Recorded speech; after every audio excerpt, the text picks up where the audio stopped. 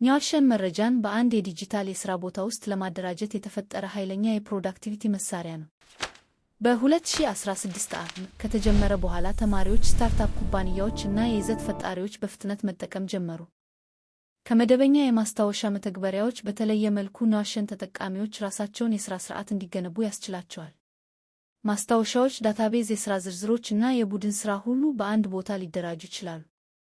ይህም ኒዋሽን ከቀላል መተግበሪያ ወደ ሙሉ የዲጂታል የሥራ ሥርዓት አድርጎታል። ኒዋሽን የሚያስደንቀው ነገር የመቀየር ነፃነቱ ነው። ተጠቃሚዎች የሥራ ዳሽቦርድ፣ የፕሮጀክት መከታተያ፣ የትምህርት ዕቅድና የቢዝነስ ሥርዓት እንኳን ሊገነቡ ይችላሉ።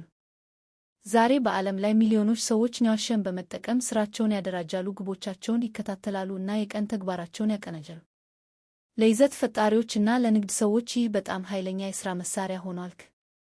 ቴክኖሎጂ እየተገናኘ በመጣ ቁጥር ኒዋሽን እየበለጠ ይጠናከራል። አሁን እንኳን የአይ ድጋፍ በመጨመር ጽሑፍ ማጠቃለያ፣ ሐሳብ ፍጠር እና የሥራ አውቶሜሽን ያቀርባል።